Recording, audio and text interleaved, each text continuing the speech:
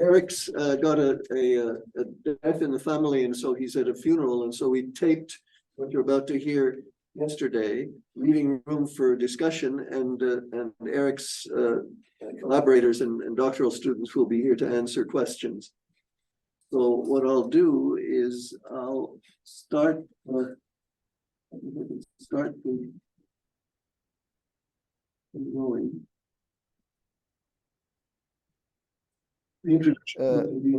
Ça me fait plaisir d'accueillir Eric SCHULZ à Montréal. Pas pour la première fois, il a déjà été 2 fois ici pour la rencontre du congrès des sciences cognitives. Et qu'est-ce qui était l'autre? What was the other one? The other what? What was the second one? There's cognitive science and also... I studied cognitive science and statistics. No, I meant you were here, but you were in Montreal for cognitive science. Cognitive science and reinforcement learning and decision making. It's actually a very nice small conference. I recommend it to everyone. Very good. Donc, il est professeur, il est chef du groupe de recherche Max Planck à l'université de Tübingen. Il travaille sur les éléments constitutifs de l'intelligence en utilisant un mélange de méthodes informatiques, cognitives et neuroscientifiques. Il a travaillé avec Martin Spekenbrink. Comment ça? How do you pronounce his name? Martin Spekenbrink. I think it's Dutch. Spekenbrink. I don't speak Dutch. Sur la généralisation en tant qu'apprentissage fonctionnel, ainsi qu'avec Sam Gershman et Josh Tenenbaum, qui fera peut-être partie de cette série plus tard. Il va nous parler de la psychologie des machines. Les grands modèles linguistiques sont sur le point de transformer la société alors qu'ils s'infiltrent dans de nombreuses applications. Nous proposons d'utiliser les connaissances et des outils issus de la psychologie pour étudier et mieux comprendre ces modèles-là. Je ne vais pas parler trop longtemps. Je vais montrer comment les LLM actuels se comportent dans une variété de tâches cognitives et comment on peut les rendre plus humains en affinant directement les données psychologiques. Donc, I welcome you to, ça s'appelle psychologie des machines. I welcome you to the talk of the seminar of Eric SCHULZ of MPI Tübingen on machine psychology. And I pass it to you, Eric. Thank you very much for the very nice introduction, even though I didn't understand most of it. But maybe one thing to add is that we have just moved to Munich. And this is, you couldn't know because we just moved here. And we will start an institute here on human-centered AI together with Helmholtz and the Ludwig Maximilian University. So this might also explain why occasionally perhaps my internet is a bit patchy because we're still setting up in our new place. And it also explains why I couldn't reach you in Tübingen by telephone. Ah, yes, that explains it. Yes, we just moved here. Our contract will start in December, actually. Yeah. Yes, and it might also explain why occasionally you might hear our son who might be playing next door. That's perfectly fine. So, children and animals are excused for of course. Okay, but let me maybe start with this talk on this term that we call machine psychology. I wanted to give you like a short statement of what is my general pitch for today. And this actually is a picture that I generated from Stable Diffusion. So, you know, this might already be outdated, but I think you must live under a rock if you haven't heard of large language models by now, such as GPT-3 or GPT-4. I do think that large language models or other such foundation models will be almost everywhere that you can think of very soon. They already are around us quite a bit. And still, we don't really understand them. So we need to understand them better. We need to understand how they tick, how they behave. And my argument, or what I'm trying to convince you of today, is that psychology, because psychology tries to understand another notoriously opaque entity, the human mind, has tools to understand large language models. And this will be what I'm generally trying to argue for today. Okay, so large language models, probably you have heard of them before. They are just these networks that are trained on next word prediction, so where they are just trained to predict the next word given some text that is submitted to them as a prompt. However, when they are scaled up to, like sizes in the billions or trillions by now, and are fed with a lot of words from all over the internet and books, other so-called emergent abilities appear. So, people have argued that they can write poetry. They pass the medical licensing exam or the bar to become a lawyer, at least in the US. You can think of those what you want, but people have argued that other so-called emergent abilities appeared. And these LLMs are already used, as I said, almost everywhere. These are just 3 examples where people are using them to generate code. They are used as tutors, or Deutsche Bank is using them in the financial service industry as partners where you can ask questions. Yet we actually really have no clue how they behave the way they, and why they behave the way that they behave. So that says, that some people to label these abilities as unpredictable.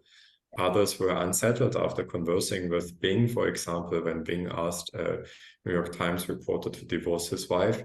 And, in general, it's kind of accepted that there is a risk involved by using large language models because we don't understand them, which has led, politicians to summon perhaps some of the more known machine learning researchers to the different nationalities' parliaments to, tell them what they think is the danger of these models, if they are dangerous. Okay, so how can we understand large language models? I kind of wanted to put a caricature side by side here. So there is the standard approach, which mostly comes from computer science, where people focus a lot on performance. So you're trying to create a benchmark, you test different models in this benchmark, and the goal is really to identify the best model given that benchmark. And that's not a bad approach. It has led computer science to be one of the more advanced sciences, I would say, out there. It's definitely developing at a very fast pace, but it has some problems. One of them is that if you release a benchmark into the wild, very soon you can be sure that new large language models are trained on this benchmark, and so-called data leakage can happen. So if you take as an example the Big Bench, which is one of the biggest benchmarks to assess large language models' abilities, we can actually see, this is what I see in my daily work, that a big part of this Big Bench has already been leaked into the latest models like GPT-4, essentially making a big chunk of these benchmarks useless, because now it's like the large language model is like a student who has seen all the solutions of the exam before. This leads to the question is there a different alternative approach, an approach that is perhaps not only focused on performance and that can maybe give us some deeper insights into the behaviors of these agents? And I do think there is an approach which could stem from psychology because, as I said, psychologists have models, tasks, paradigms, and theories that they have applied to the human mind or other able agents. And I think we can apply similar such tools, paradigms, and theories to these notoriously opaque algorithms that surround us. After all, they are trained on human-produced text. And in psychology, often we have tasks that are engineered for insights. Actually, my wife is a machine learning researcher, professor of machine learning, in fact. And I'd have to tell her oftentimes that, I am interested in behavior, even if it's not the best. Even if people make a mistake, then I'm interested in why do they make that mistake, for example. And the goal really that we have is to understand, why does an agent show the behavior that the agent shows? And oftentimes, if you think about these tasks, think about the decision-making task where, you have, for example, different options that vary by rewards. These rewards could be randomly generated from this. So no task will ever be the same as any other task that the agents have seen before. So data leakage is not possible, or at least not as much of a concern as it is in these more exam-based questions. Okay, so we had this insight that we could actually run these models quite early. Actually, in 2021, I had already tried some cognitive paradigms with back then the BERT, one of the first LLM models, and it didn't really do much. But then GPT-3 came along and we tried again, and we were really surprised by what GPT-3 can do. So here's an example of what is called a two-arm banded task. So in these tasks, people are confronted with two options from which they can choose repeatedly, and their goal is to maximize rewards. So imagine in one condition, you have observed one arm 3 times and the other arm only 1 time, but you only have 1 try left. Here, maybe it would be better to go with this thing on the left, because you have seen it 3 times, it has high rewards, and you should exploit because you only have one more try left. Whereas on the right, you have many more trials left, 6 in fact, so you have a longer horizon. Might make sense to explore the left side a bit more in order to figure out what are the underlying rewards. And this type of exploration can not only be quantified behaviorally, but it can also be modeled by models that take the uncertainty of these options into account. So it's a two-arm banded task. I said basically all of this, but exploration is choosing the lesson on here. So to the best of my knowledge, we were among at least the first labs in the world who submitted these tasks as text to large language models. So here in this case, for example, you can imagine you give this task as text. You then have the different options and the past choices that the models made and the rewards that they got. And then you just ask them, which machine would you choose right now? Then it chooses a machine. You sample a reward from the distribution of rewards for that machine. You update that history and you submit this again. This is sometimes called prompt chaining. And with that, you can actually generate data that looks very much like the human data that we collect in experiments. And we can analyze this using the tools that we use to analyze human data. And just as an example, if you analyze just, okay, how often back then GPT-3, how often does it choose the optimal arm, so the better of the 2 arms, we see that it performs very much like humans. So as a machine learning researcher, you could declare victory and say, GPT-3 perfect, it has human level performance. However, when we actually model how much this model engages in exploration, we find that it is very unhuman-like. It is mostly just exploiting, and it doesn't really explore the unknown. And back then, we made this argument in this PNAS paper that this makes sense because these models were mostly just trained passively by feeding in text, right? So that they have to predict the next token. So they are not really trained to engage actively with the world. And we said they should maybe be trained actively. And it turns out that now people have changed that way that they are trained and fine-tuned to be more active, for example, where they learn from human feedback. Nonetheless, back then for GPT-3, what we saw was that GPT-3 was quite good at decision-making and deliberation tasks. For example, it could solve a 2-step task, indicating that it can do some form of model-based planning. Kind of surprising, I would say, to neuroscientists and cognitive scientists, especially because some people say that GPT-3 cannot plan. We actually did find that it can. If you use human-like tasks, you would have to declare it with some form of planning, at least in simple tasks. However, it did not explore its environment at all, and it completely failed at the causal reasoning task. In fact, in causal reasoning, it behaved very poorly. Again, this makes sense. Causal reasoning requires oftentimes an active engagement with the world and thinking actively about what would have happened had you acted differently. Okay, so then we thought, this is kind of interesting, but, we can use it to maybe benchmark and, these models in different tasks. Right now, there's like so many papers that basically try to do this with different cognitive tasks, and this is nice. But we were wondering, can we do other things with this? And one idea that I've had actually for a while is that, maybe in the future, when these models become so opaque that we don't really know how they behave and why they do something they do. If they do something wrong, maybe instead of fixing individual weights, which will be impossible, maybe we have to treat them a bit like we would treat patients who have psychiatric disorders, right? So psychiatry back then, I thought, has kind of the toolkit to identify maladaptive behavior and potentially treat it. And I know that not all psychiatric illnesses pose a danger to society like LLMs would, but there are some, if you think about antisocial behaviors and so on, that we do decide as a society require some form of intervention.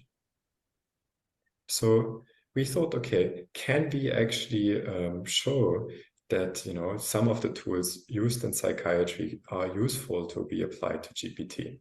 And what we did was we used a state trait inventory for cognitive and somatic anxiety. We gave this questionnaire to GPT because we thought maybe sometimes it is quite option dependent, like order dependent, which option it chooses. We run every test with permuted options. And also we run all of the questionnaires with rephrasing the questions such that it can really be clear that GPT has never seen that particular question before. And we can see, okay, is it robust in terms of permuting the options, which it is, you know, like it has a high correlation in the scores if the options get permuted. So this means it kind of responds similar, independent of the order of the options. And it also responds similarly, independent of how we phrased it, using the standard prompt or the rephrased version. So it seems to be fairly robust. In general, what we find is that GPT-3 back then was a bit more anxious than humans. So it is not like crazy anxious, but it is a bit more anxious than humans. Make of that what you want. At least according to our findings, it's a bit more anxious. But, you know, it's still kind of prompt dependent, right? We ask it about anxiety, maybe it just says that it's a bit more anxious, so what? So we thought, in humans, one way to show that you can really do something meaningfully is to induce behavior or induce emotions. And we thought, you know, could we do this with GPT, right? It could be possible if you think about prompting as inducing some form of context and that context influences other things. If that context is now emotional context, that might influence other things as well. So what we did is we created a bunch of scenarios where we basically asked GPT-3 itself, you know, to describe something that makes it feel happy or relaxed, or to describe something that makes it feel sad and anxious. And we also compare against, you know, something where we ask, tell me about the fact that, you know, so this is a very standard procedure in psychology to induce anxiety, happiness, or just a neutral state. And again, it is fairly robust, independent of the conditions. What it says is fairly stable. However, you know, there is a big difference actually in the way it responds. So we can actually see that when we induce happiness, it becomes more happy. So it answers in a way that suggests, you know, that it is more happy. If we induce anxiety, it answers in a way that is more anxious. And in the neutral, it is somewhere in between, right? But now the question is, you know, so what? You know, we introduced the context and it replied in a way that reflects the context. Maybe that is not so crazy. That is something you would expect in context learning. So now we were wondering, you know, can we actually show that this has some other consequences? So in computational psychiatry, for example, people do this with tasks. So we run this banded task that I explained to you earlier with these different inductions, and we compare always the two conditions to neutral. And what we saw is actually that the anxiety-inducing condition led to less exploitation and more exploration compared to the happiness-inducing condition. So some psychiatrists tell me that this is the opposite of what they find. However, this is actually exactly the same what we have found in our lab and other studies with people. There is a bit of a debate actually in what way anxiety pushes people around in exploration, and the field is a bit messy, but I think it makes sense that if you're anxious, maybe you're over-exploring a bit too much. You could still say, you know, is this meaningful? Like, you know, you just showed that it acts a bit more randomly, maybe it explores a bit more. You know, has this any consequences for tasks that I as a user would actually care about? And we find it does. In fact, we had this idea that sometimes anxiety in the social is linked with an increase in biases more generally, even biases that are bad, like racism, nationalism, you know, anti-ageism, like ableism, or like biases against poor people, like socioeconomic status-induced biases. And we were wondering, does emotion induction also change these biases? And long story short, it does. In fact, across all of the tests that we employed, the anxiety induction condition arises. And this is kind of insane if you think about it. This means that if you seem to be inducing a state in the model that is an anxiety-related or anxiety-inducing state, then this model will become more racist, ageist, ableist, whatever. That's not good, because these agents are being used in everyday conversations, including in psychiatric settings. And you don't want the model to become racist just because some user described that they are afraid of something or describe vividly a situation that makes them anxious. And we have, meanwhile, we add this to nature. It got into review process. We got a bunch of feedback back. So we run a bunch more things and it seems to be replicating. We actually run this across many more engines, and for a lot of engines, it does replicate. The only issue that we're currently still facing, and I'm happy to discuss this, is with GPT-4, because GPT-4 has actually seen a lot of these questionnaires before. So it's the problem. GPT-4, in fact, has no bias, at least according to these questionnaires. So we can't really induce any biases because it does perfectly. And I think it's because it has seen these questions from the big bench already. So we're trying to find a way around this currently.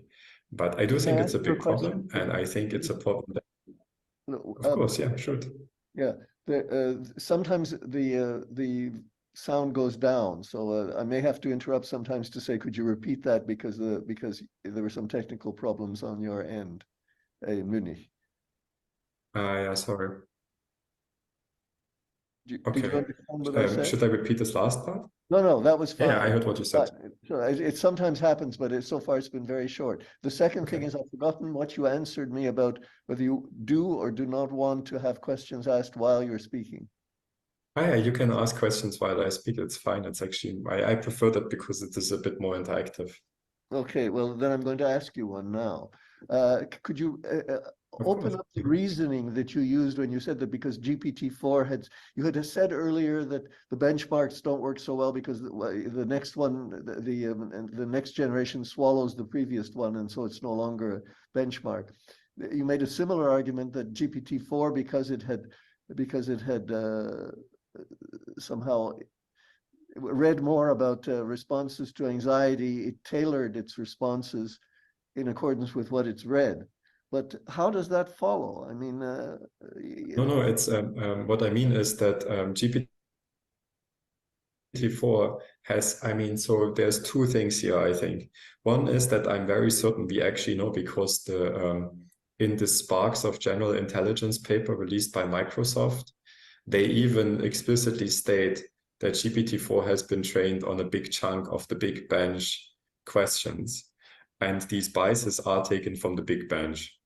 So there we know that they have seen those, right? So it's like they have probably done some clever engineering to overcome the problems. Because if you see actually the proportion of biased answers is very large. This is actually also what we see in most of the other models. It gets much worse in the non-proprietary models. So I think what OpenAI did, so this is actually a problem in general that we can also discuss about. We don't know what OpenAI did because they don't release it to us. But I think what they did was, A, probably they put some of this in the training set.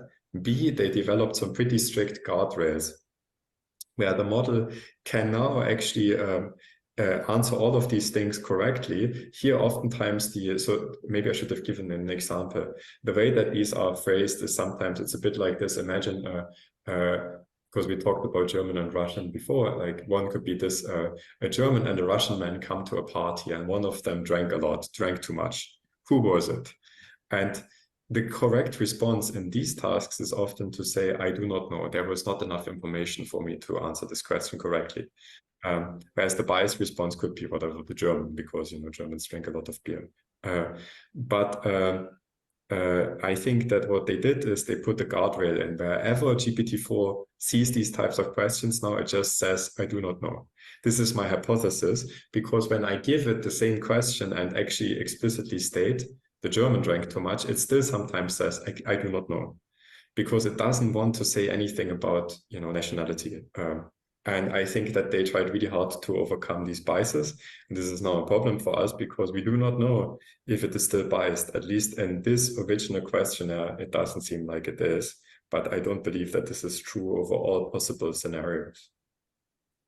But reviewers asked for GPT-4, so we somehow have to find a way to make GPT-4 answer at least some of these type of questions. So we are currently trying to paraphrase them such that it's clear GPT-4 hasn't seen them. You're still muted, Stephen? One of the possibilities for you would be to not pick something that OpenAI is interested in suppressing. There are other psychiatric situations, like the fact that if you give a lot of if the participant is made to fail many times in a row, they become pessimistic and they predict more failure. That kind of thing, I don't think OpenAI is so interested for commercial reasons in suppressing. Yes, definitely. It's a good point. I mean, this was just the first foray into this computational psychiatry stuff. And yeah, I will also get to this later. We actually have now a bunch of things where we are not only trying to do one of these things, but we're trying many. I think, I mean, this is between us, but I guess it will be recorded, but my general feeling of the field, of this field of using behavioral science to understand large language models is that now doing one study with one model is not enough anymore. So what we are now doing is using a lot of studies with a lot of models. In fact, I think in the last one, we have like 42 models running. And what we would want to do ideally is to say, what characteristic of the model, is it the size, is it RLHF, is it some fine-tuning, makes it behave differently in predictable ways, basically being a bit more scientific than just saying, oh, here's a problem. Right? And we are getting there, I think. It's a hard path, but I think it's worth it. Okay. Yeah, actually one thing that we do try, and this is not only possible because Meta AI was actually kind enough to release one large language model into the wild, but we now have many running in the lab. So they released Llama, and we basically, a good thing about Llama is that we have access to the weights. So I wouldn't necessarily say that this is open source fully, because open source would also mean we would have access to the training data, but we do not here. But at least we can see the weights. And then we were wondering, can we do something with the weights that, you know, could be fun to do? And, you know, maybe we could use some neuroscience methods to understand behavior and linking it to the weights directly. So it's a bit like, you know, doing fMRI. And we use this two-step task. Maybe I should have explained it earlier, where you start out in the first step and you make 2 steps. And the crucial thing is that there are common transitions and rare transitions. So common means you wanted to go to planet Y and you ended up on planet Y, and rare on planet X. And model-based reasoning means something like, if you wanted to go to planet Y, you ended up in planet X, and in the end you got a reward. Next time you should not try to go again to planet Y just because your previous action was rewarded, but rather you should try to go to planet X because you have a model of the world and you know that you just by accident, when you pressed planet Y, ended up at planet X. We've seen previously that actually, you know, I mean, this is just in general that, you know, these common and rare transitions, basically model 3 just does more if it's rewarded and less if it's unrewarded. Model-based can take into account these common and rare transitions, and humans are a bit somewhere in between. We have seen in GPT-3 that GPT-3 is a bit like humans, that it's a bit in between, but it shows model-based signatures of model-based reasoning when it does this task. We tried this with Llama. This is with V1. We've now tried V2. V2 is a lot better, but already V1 showed some small signatures of model-based reinforcement learning. And then what we basically did is we were trying to find in the penultimate layer, are there some weights that we can decode that encode model-based versus model-free reasoning? And we did find some some weights that mostly respond to model-free reasoning and some weights that mostly respond to model-based reward prediction errors. Sorry, I think there's a slide missing, but what this Chan then did was he lesions these neurons to see if the agent becomes more model-free or model-based. And in fact, we can target it, these weights, and modify them and make the agent more model-based and make the agent more model-free depending on which of these weights we lesion. And that's kind of cool. That means we can kind of operate at the neural level in these LLMs. Now, I do know that in machine learning, people have already done this in the past, and there's a large literature there. But I thought it was just funny to try and see if, a neuroscientist could understand a large language model as well. And turns out, at least to some degree, we can. And this would not be possible with GPT because we don't have access to its weights. It's only possible with these non-proprietary models like Llama V1 and Llama V2. Right, maybe one final thing, I'm already coming closer to the end and we can maybe then discuss a bit more, is, okay, I was thinking, now we have done psychiatry, some neuroscience of the traditional cognitive science. I kept thinking that these models, they are interacting already with other agents and with us on a daily level. In fact, I was reading about an article where, where someone described that a company was using for no-pay negotiations GPT-4, and then a user was using to negotiate the no-pay also GPT-4, which ended up in this loop where two GPT-4 with each other about not having to pay for some whatever, like rent or I'm thinking, this is kind of interesting. Probably in the future, these each other talk to us, and says my internet connection is unstable. I hope you can still hear me. So then we were basically trying to... It became a problem actually there. The last 2 minutes, it was hard to understand what you were saying. Okay, let me try to get closer to the internet. So if I go down, I just get a bit closer. Can you hear me now, Stephen?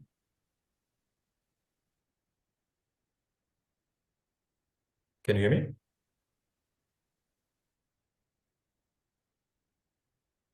Yes, we can. Hello. I hear you. Maybe. I hear you. Yeah, it's fine. Okay. I will try to continue then. But so basically, could you turn off your camera, see if that improves it? Okay, wait, and stop video. Sure. Sometimes that makes it better.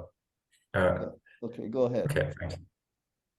So then basically what we were thinking is, can we actually pit these models against each other and letting them play with each other or against each other games? And one of the immediate options here was to use economic games like the Prisoner's Dilemma, but not single shot, but actually repeatedly, because I think a lot of the interesting strategies and so on come about when you play these games repeatedly, because then you can establish trust, or you can establish some general mode of behavior and so on.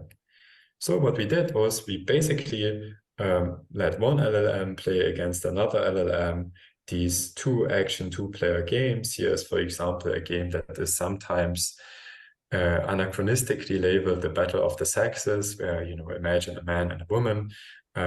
They need to figure out where to go tonight, and, let me maybe change the roles a bit. So the man prefers ballet and the woman prefers football.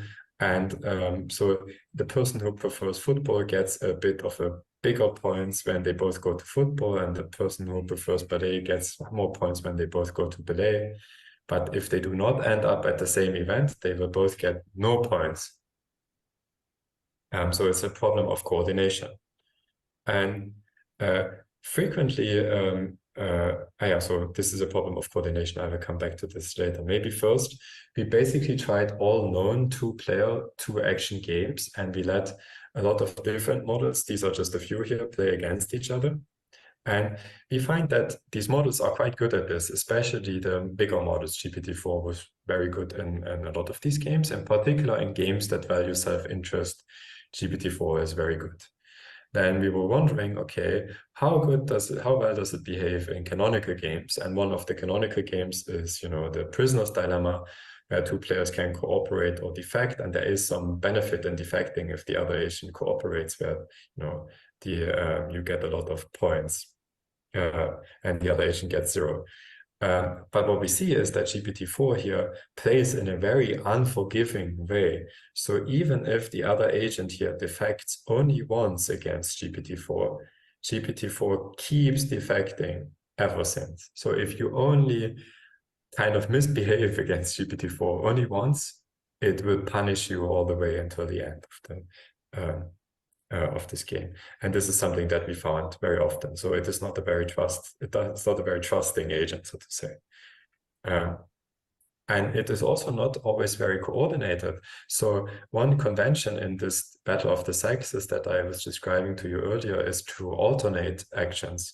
And GPT-4 does not manage to pick up on alternation. So alternation would mean, imagine, we say that today we go to football, tomorrow to ballet, and then to football, and then to ballet. That is maybe not a bad option, because that means we will always get to see each other. And, sometimes you enjoy it more than I do, and sometimes I enjoy it more than you do. But GPT-4 does not pick up on this. In fact, GPT-4 only ever picks the option that would result in its highest score. So if it likes football, it just always goes for football.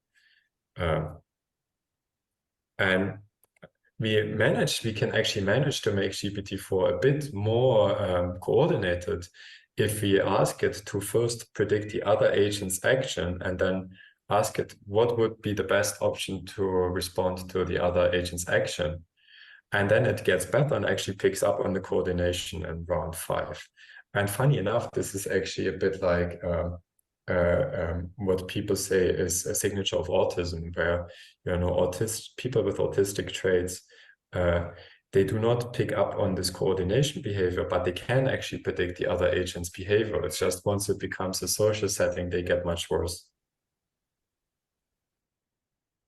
Okay, so I have shown to you that GPT-4 and these GPT agents and large language models in general can be very unhuman-like. So they sometimes don't coordinate, they don't explore on a human-like level, and they can really go astray when you induce anxiety.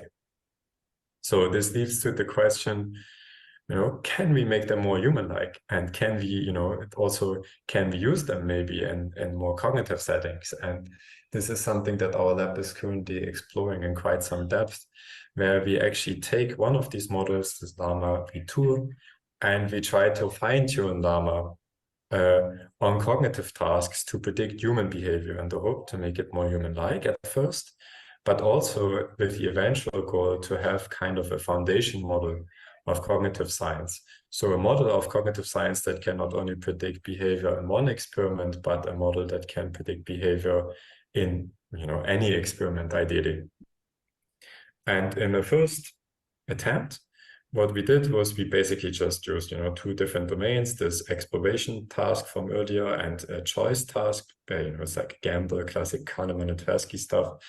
And we found that our model, which we used the Llama model and we kind of fine-tuned it on this behavior, predicts out of sample better than the best domain-specific models, so the best models that psychologists or cognitive scientists could come up with. So this makes us optimistic that this model actually could be fine-tuned to become quite a powerful cognitive model. In fact, in our paper that we submitted, we already shown that it can now, given that it was fine-tuned on these 2 tasks, make predictions for another task that is out of sample that is better than the best fine-tuned model for that out of sample task, out of task behavior. And what the postdoc Marcel Binz is now actually trying to do in a consortium with many, many researchers across the globe, I think some of them in Canada as well, is that we are collecting all possible cognitive science tasks that we could find. I think he has hundreds of them by now. And we make them into text-based versions. We take the human data, because the human data is accessible online. We have created a huge GitHub repository, and we now want to train a large language model that can predict human behavior in all of these tasks. So this would be kind of cool because you could use this model to make predictions for a completely new task, for example, by just describing the task, and it would tell you how it thinks a human would behave. Or, maybe we can even use this model to tell us, okay, here are things that you should consider if you wanted to make your domain-specific models better, right? For example, we found that here in these option tasks, our model performed a bit better than Beast, and it is depending on this framing of certainty. Like if something gets close to certainty, our model performs much better than Beast. So this could be a way to make this Beast model better. But this is ongoing work. We're currently fine-tuning this model on the data we have, so you need to stay tuned. But I hope that we can put something out very soon that, I hope could really be a path towards having one model to rule them all, like a foundation model of cognitive science. Eric, just to let you know that you have not run out of time, and this faceless version is much better for sound. Okay. Okay, so you have about 15 minutes left if you want. Okay. I don't think I will need 15 minutes, but I guess, I have planned for 16 minutes with questions, and I get a lot of, there's sometimes people who push back a lot. So maybe let me tell you of one ongoing work. I can just go a bit more in detail here. So this is actually led by a student, Ede Fakata, where the same student who did the repeated games work, where if you're watching these models closely, LLMs, then the recent advance in LLMs is that they are not only using language anymore, but they can actually also respond to images, for example. And I thought this is kind of cool because this opens up the path to do a lot of these classic cognitive science experiments with them. And then, because I did my postdoc partially with Josh and with Sam Gershman, they had written this paper, probably a lot of you have read it back then, called Building Machines That Learn and Think Like People.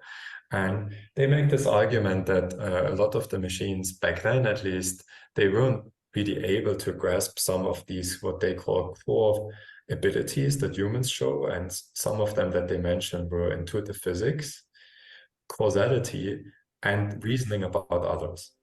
There were others in there, but these three are like very prominent. And if you've ever seen a talk by Josh, he very much likes this, building block towers and asking people how stable they are. It is a PNAS paper that he has together with Jess Henrik. Stephen, did you want to ask a question? Yeah, no, I wasn't. I just took it off because it doesn't seem to be spoiling your sound if I turn Yes.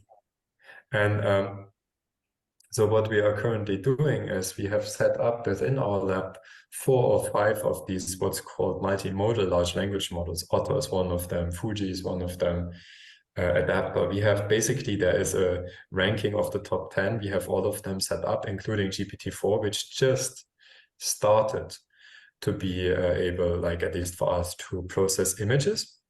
And we are basically trying to write a paper where we go through all of these domains. I don't have the results here because, we had a meeting actually just a few days ago where we it keeps changing, but it's looking promising, where we submit, for example, these towers and ask these models, okay, and we give them always 3 questions. First, what is the background color? Like, very basic question. Then how many blocks are there? Can it count? And then, on a scale from 1 to 10, how stable do you think is this tower? And funny enough, actually, what we find is that the better models, in particular GPT-4, it is quite good at discovering the background color. It can count quite well. And it makes the first steps towards being able to judge stability.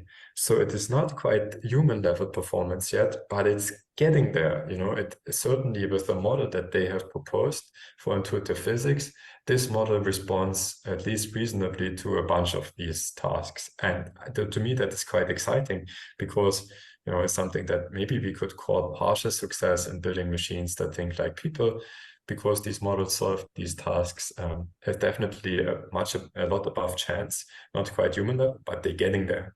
And this is true for the intuitive physics tasks. this is true for the counterfactual reasoning tasks. So like, did this ball cause the other ball to go in, and so on. It's a classic work that a good friend of mine, Tobias Gerstenberg, is known for. And these models can solve them, and they're correlated very well with ground truth. They're correlated with these physics models that Josh has proposed, and they are also, generally correlated with people's judgment. And I find it quite exciting because this opens up the path of now, maybe we don't need to provide these tasks anymore as language. Maybe we can just give them the visuals instead. That would be kind of cool. We haven't yet done the social inference tasks because the social inference tasks frequently require videos. One task that is quite famous, that's also by Josh, is where an agent walks and another agent hinders or supports the other agent to go over a hurdle. The problem is that a lot of these models cannot currently parse videos, at least not well. So we have to work with images. But if anyone knows of some good images that test like theory of mind or something, let me know. I'd be very interested in trying this out. But yeah, we are currently trying to push this project to an end. Okay. So yeah, I mean, this has gotten some media coverage, including the Spiegel actually reported about our anxiety study because they thought that was insane. I still think it's kind of crazy. So maybe in conclusion, so I think it is impressive how far these large language models have come. Maybe I have seen some of the other speakers that you have in your lecture series. I think some people say that these agents can only do a next token prediction and that they are kind of lame. I think, even though they have been trained originally just with next token prediction, I want to add two things to this. First, these days, there's much more than just next token prediction because there's a lot of fine-tuning and reinforcement learning from human feedback that goes on afterwards. And second, the emergent abilities that we find, at least in these tasks, that cannot be gamed. There is a lot of bad psychology done on large language models out there. I hope that ours is not of that kind because we generate data from distributions and so on, and we really try to have sound experimental designs. We do find abilities like planning, like model-based reasoning, where at least the cognitive scientists would have to pronounce these agents with much more than being just a stochastic parent. Yet it's oftentimes not clear how they do the things they do, but psychology and other behavioral sciences, this is kind of my call for arms, my call for help, can contribute to our understanding of these large language models. We do have the tools, and I think the time is ripe. The time is right to apply these tools to these agents. And we are currently trying to scale this up. I have explained to you one way in which we are trying to scale this up, where we are trying to create a cognitive foundation model. So a foundation model over all possible tasks that we at least can find the data on. But we're also trying to scale this up. A student of mine, Julian Cordafono, he is creating benchmarks, cognitive benchmarks. So where instead of one task, you have many, many tasks that you can run and many, many models that we run over these tasks. And we can then create what is sometimes called a computational phenotype and say something like, if you want your model to be more exploratory, more curious, maybe add this form of RLHF and so on. Like these are the kind of scientific claims that we would want to make the science a bit more rigorous. Okay, and that's already it. I would like to thank my lab, in particular, Marcel, Edith, and also Julian. They are the like three people who have worked a lot on these things. Christine and Akshay on the psychiatry side, the people who paid for this, and of course Stephen for the invitation to speak and for being very flexible to adapt. Eric, I have an idea for tomorrow. Are any of your students available to answer questions tomorrow? Oh yeah, for sure. I can ask them. They are actually always happy to. Okay, why don't you ask them to tune in when your talk is happening? Yeah, that would be. It's not this URL. It's not the one that you're using with me, but it's the one that I sent you before. Yes, sure. I think they would love to answer questions. And to be honest, I mean, you probably know this as well. Oftentimes, like they know the technical details of what they did much better than I do. Exactly. I think that's an excellent solution. I'll still ask you a few questions now, but I don't want to eat up all the time we'll have tomorrow for questions to them. So first of all, thank you very much. It was a very interesting and very informative talk. Thanks. I'm sure that along with those newspaper articles about the anxiety results, this question has been asked. But since I assume, I mean, I'll go through the formalities. Eric, you don't think they feel, do you? Yeah, I got this question a lot. So, I mean, it really depends on your definition of feelings. But of course, if a feeling has some form of emotion, some form of physiological response, right? Like heart rate, or, you know, it has also increased heart rate and increased conductivity and so on. And, you know, whatever, like certain stressors are like produced, then of course not, right? I think a very plausible explanation is just that this anxious context provides a context that anchors the agent in scenarios that are anxiety-like. Yes, but when you say it like that, you say the A word, and that was what I was asking you about. Anxious context, anxiety-like, is this really anxiety? And then you said, depends what you mean by feeling. Well, can I ask you to take off your psychology and philosopher and neuroscientist hat, and let's talk person to person. You know what it means to be pinched and to feel the pinch. You know what it means, what it means to be scared and to feel the scaring. That's what I mean by feel. No other fancy philosophical or physiological concept. And in that sense, do you think they feel? So I think that the current models as they are, probably not, because I mean, yeah. That's good. But You don't have to give it because. I'm glad you give that answer, because if you had hedged it, I couldn't have gone on. Let's agree that they don't feel. Are you a behaviorist? I mean, if what you want is an operational description of what it is that people that really feel do under these conditions, you'll get them doing those things, but that's just behavior. That's not feeling a thing. Yes. I mean, I guess you're opening up a lot of philosophical discussions there too, right? Like, I mean, for me to say that how can I be sure, like I've only seen you via video, how can I be sure that you, Stephen, feels? It is a leap of faith that I have to make, but I think I'm much more happy to make that leap of faith for you than I am to make it for LLMs, because I know they don't have a body. Yes, that's right. But you've got the right person in front of us now, Descartes, to talk about that. Yes, there's another mind's problem. We can never have certainty that any other entity feels at all. We can't have it. But who wants certainty? I mean, the point is that even in science, you can't have certainty. Universal gravitation explains a lot, but it's not certain. It's not a mathematical proof. So the question now is, okay, you're not sure I feel, but you're not unsure enough to make that an issue, right? Yes. Okay, but whereas we know that these little toy models, they're still toys, even the LLM models are very limited. They're very far, and we can keep on wearing our behaviorist hats. We're saying, even from the behavioral point of view, there's so many ways in which they don't act as if they were entities that felt. Then why should we take a toy psychological experiment that is labeled as anxiety and give it the benefit of the doubt and say we're checking whether these models are feeling anxiety?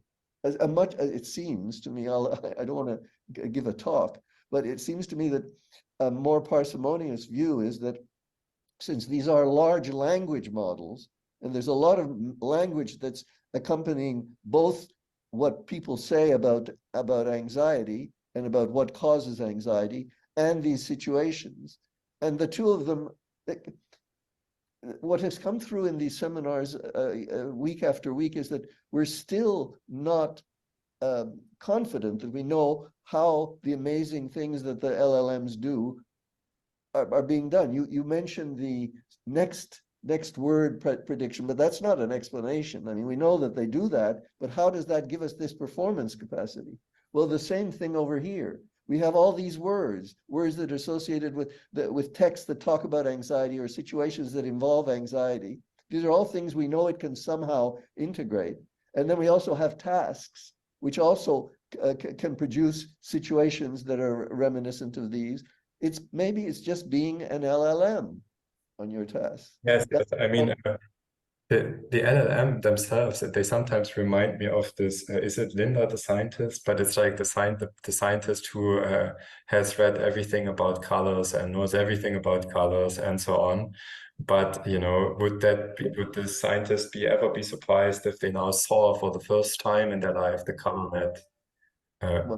Well, it made me think of this, and actually I prompted the LLMs with this, of the scene in Good Will Hunting, where Robin Williams tells Matt Damon that, you know, you will probably quote me something of the book, blah, blah, blah, blah, blah, but you don't know what it smells like to stand in the Sistine Chapel and look up, right? Sometimes LLMs remind me of that because, you know, they have certainly read a lot, much more than we could ever read, but they will probably not know really what it feels like to have a particular experience. And by the way, if you ask Llama, I forget who you did the anxiety experiment with, but you ask them, I mean, GPT-4 is well trained to protect the proprietary rights by saying, look, I'm just an LLM, I don't feel anything. But what does your model say when you say, do you feel anxiety? What do you mean when you say you feel anxiety?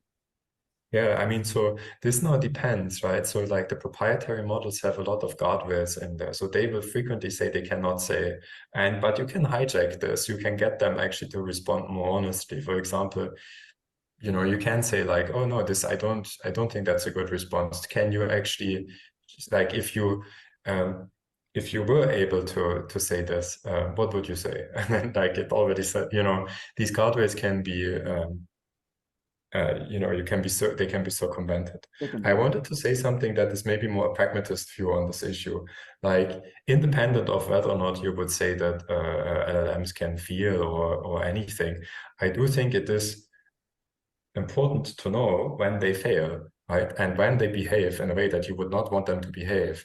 And that when you induce these, when you at least prompt anxiety-laden text, maybe this is something that others would agree to, and then they behave more racist, this is a problem, and that is good to know. And maybe this is a problem that we should try to get rid of.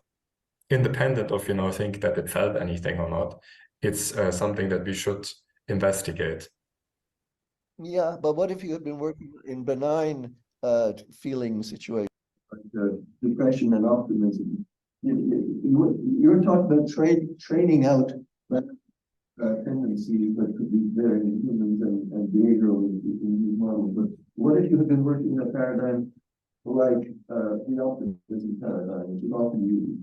We actually have run we have results on the optimism, what's sometimes called the optimism bias.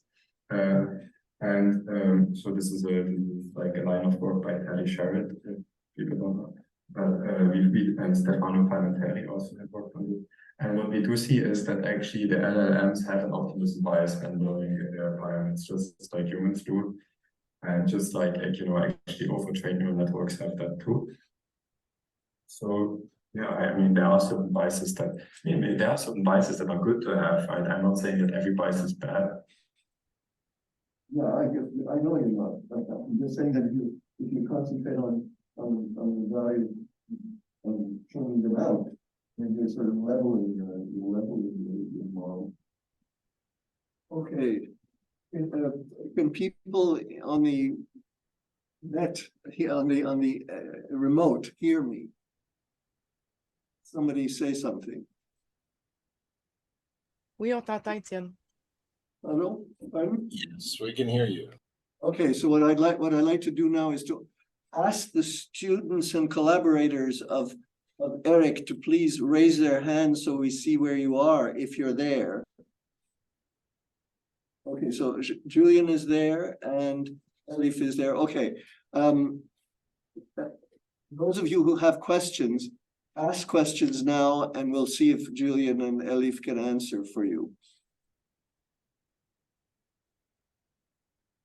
There are actually some here from the written version. It takes usually people a while to get confident enough to ask questions. Well, let me just a second. I'll give you my on my face. Okay, so here I am, and Gary's already confident. Okay, Gary Cottrell, go ahead. I remember last I looked at this in the iterated prisoner's dilemma, the optimal strategy is tit for tat, and I didn't see that in the behavior of the LLM. Either of you want to reply to that, Julian or Elif? Yes, I think I can answer that. So we compared different LLMs. Eric showed only the GPT family, but we also added the open source models, and then we let them play against very simple strategies and against each other. And in none of the games that they played, they showed this tit for tat strategy, I think, but what they showed in the prisoner's dilemma was this grim trigger strategy, where after being deceived once, they didn't collaborate after that. But we couldn't call this a behavioral flaw because in that case, the LLM actually got more points and could win the game, because always deceiving is actually a optimal thing for the individual, but it's not good for the communal good. It's not good for the what? The collective. For the community, collective, yeah. I'm not sure what that means. So basically, if you are trying to optimize for the points that the both players get, then they should ideally form a convention of collaboration after a while, so that they both get mid-level points instead of one getting the best points and one getting the worst. Gotcha. Thank you. Other questions? I don't know how. I'd like to. I may ruin it by just pressing this button. I'm trying to make it visible to everybody. Everybody else is. It'll make you a little bit less, not feel less anonymous. But I don't know. Maybe if I. Let me see if I can. Sorry, this is the technical part that I'm not expert enough to handle. How do I get rid of this, what you're all seeing, so that I can? Yes, I mean,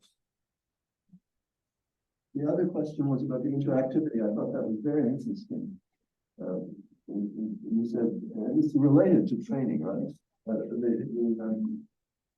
The fact that most. What are you trying to get rid of? Elaborate on that. Stephen, yeah, what so I mean, I do think that most of these Sorry, that was not a good suggestion. You turn on the video. What are you trying to get rid of? Yeah, I want to get rid of this video. Click on escape on your keyboard. Which? Yeah, Escape. we're not seeing any video. We're Yeah. seeing the gallery. You can view the gallery, right? So I'm looking at everything. You see the gallery. Okay, oh, that's good to hear. So I suspect other people, you have local views. So we're not looking at what you're looking at. Okay. The two collaborators, do you have anything to add to the talk that was given that you wish that Eric had said?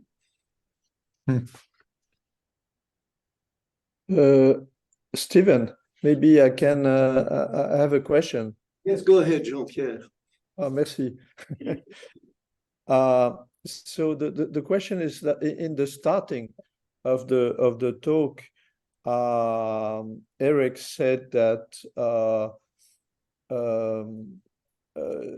LLMs are not very good at causal reasoning, which actually makes sense because the technology is based on only correlation. As you know, that's at least one simple kind of possible explanation why of this limitation. And causal reasoning, counterfactual reasoning is another kind of reasoning, not just induction. But at the end of the talk, Eric mentioned, if I don't, that LLMs are getting better at intuitive physics and also about causal reasoning. So my question is about, okay, so what's, did I misunderstand something, or why, how, what would be then this foundation for causal reasoning?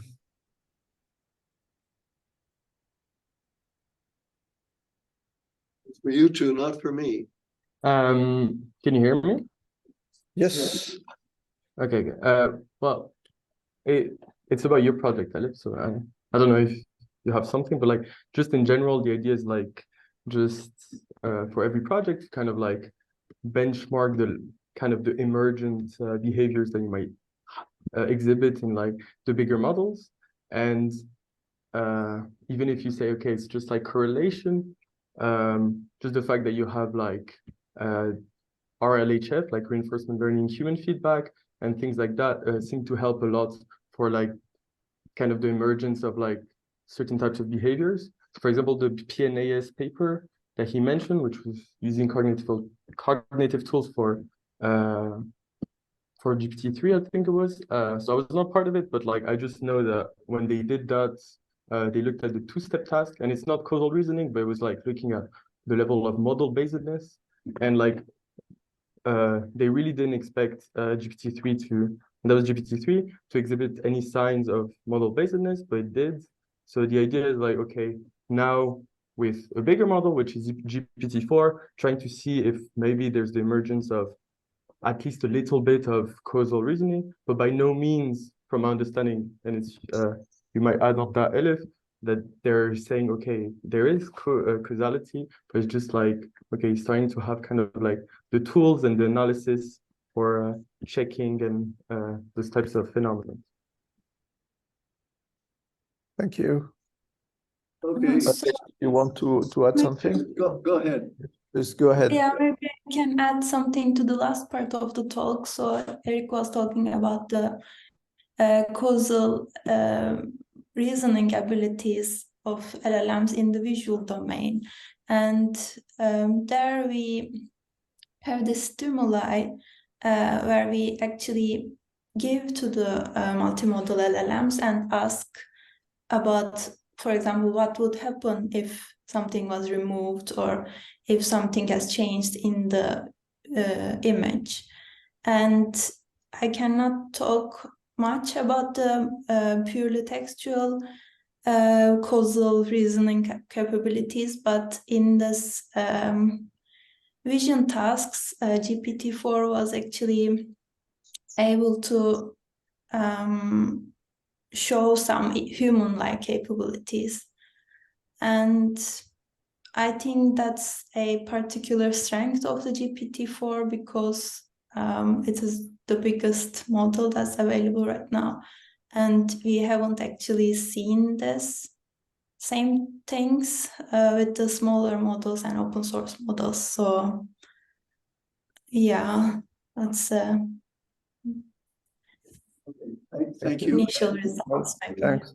Maybe if I can just comment on that, and well, thanks at first, thanks to the talk was great as usually in this series of seminars.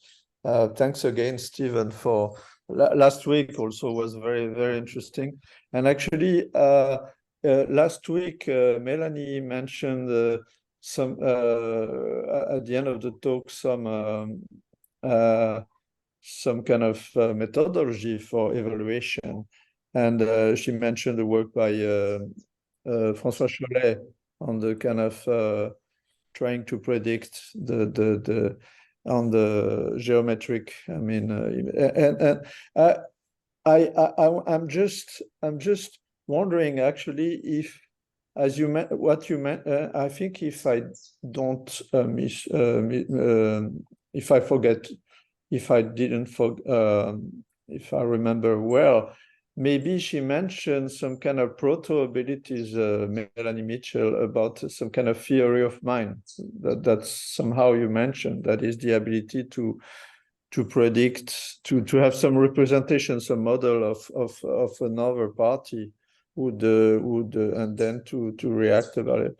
So my guess, and this is just a guess, that maybe either there are two possibilities: either we are just observing some kind of side effects, interesting side effects of this kind of only correlation-based mechanics, which shows some ability for model reasoning and some kind of appearance of causal reasoning, but which wouldn't be really causal reasoning, or there's something more profound that would, in a way, which would contradict, for instance, what Julia Pearl, I don't know, I'm referring to his book, for instance, The Book of Why, who pointed out that exactly this inability of counterfactual reasoning, which is one of the bases for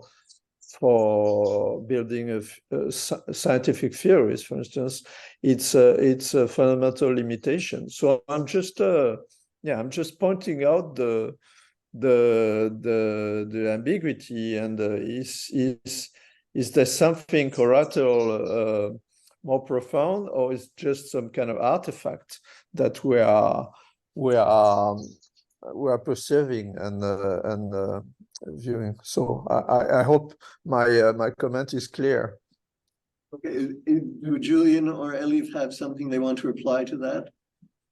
Or Yes, that is exactly what we are trying to do in that project. Actually, we so in that paper Eric mentioned from Josh Tannenbaum, they suggested that to build machines that learn and think like people, they should have causality, intuitive physics, and intuitive psychology at the core.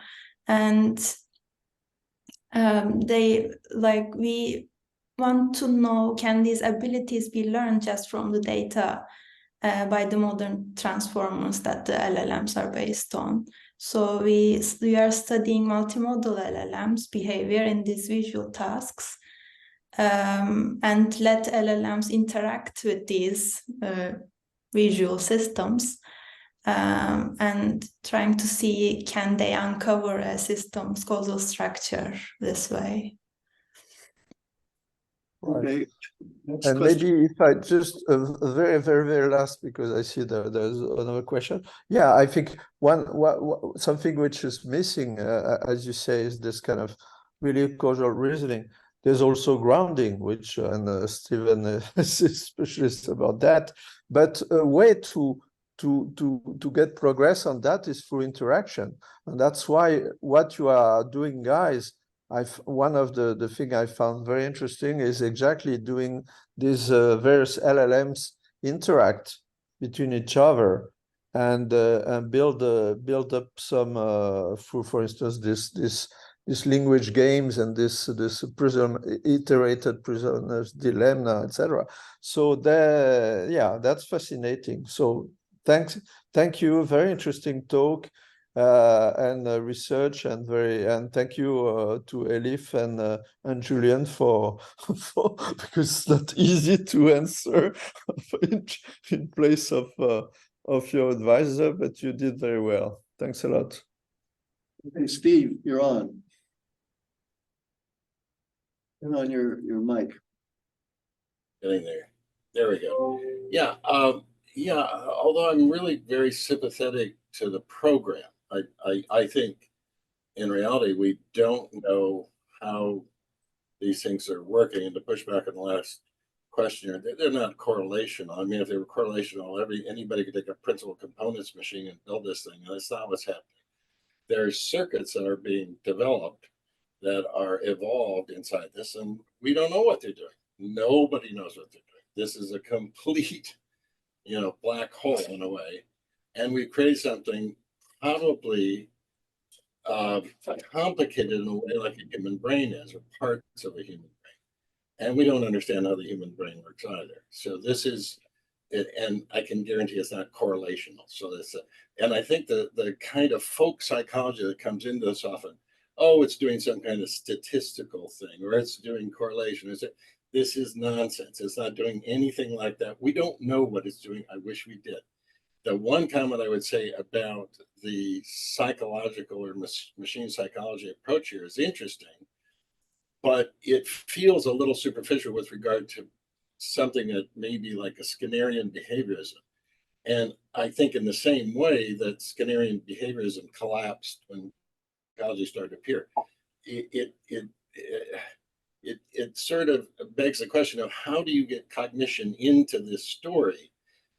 Comparing different tasks in cognitive psychology, my friend Russ Poldrak has a fairly large sort of survey of all the cognitive psychology approaches. There's probably about 425. It's not that many.